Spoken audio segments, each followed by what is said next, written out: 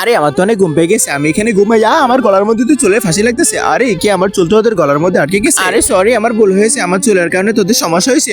গলায় ব্যথা পাইছি। আরে আমার ভুল হয়েছে, সবাই মিলে গাড়ি দিয়ে ঘুরবো, অনেক মজা হচ্ছে। আরে আমার চুলগুলো আমি গাড়ির বাইরে ফেলে দিই। আরে বাবরে সর্বনাশ, গাড়ি হঠাৎ করে ব্রেক করলো কিভাবে? আরে মাথায় তো ঢোকাইছি। আরে দেখি তো একই মিনার মাথার চুল তো গাড়ির চাকার ভিতরে ঢুকে গেছে। আরে সত্যিই তো আমার মাথার চুল তো আমি টেনে আর খুলতে পারতেছি না। আরে মিনা, তোর সাথে আমরা কোথাও যাবো না, তোর চুলের কারণে আমাদের একটুও শান্তি নাই। আরে সবাই মিলে বসে সিনেমা দেখবো, কার্টুনটা অনেক মজা। ওই দেখ, আমি তোদের সবার জন্য খাবার নিয়ে আসছি। আরে চল, আমরা তিনজন এখান থেকে চলে যাবো। ওরা তিনজন তো চলে গেল, আমরা অনেক ঘোরাফেরা করবো। আরে ওরা তিনজন তো আমাকে একা রেখে ঘুরতেছে। ওই দাঁড়াই, এখানে তোদের কাছে যত টাকা পয়সা আছে সব আমাকে দিয়ে দে। আরে বিশ্বাস করো, আমাদের কাছে কিছুই নাই। তার আগে আল্লাহর এই সুন্দর ছবিকে ভালোবেসে যে একটা লাইক করে একটা সাবস্ক্রাইব করে দিবে। হে আল্লাহ, তুমি তার জীবনের সমস্ত গুনাহ মাফ করে দাও। আরে ওদের তিনজনকে তো আমার বাঁচাতে হবে। আমার মাথার চুলটা তাড়াতাড়ি চোরের গলার মধ্যে বেসাই দিই। আরে আমার গলার মধ্যে এটা আবার কি বেসাইলো? আরে এটা কি হইতেছে?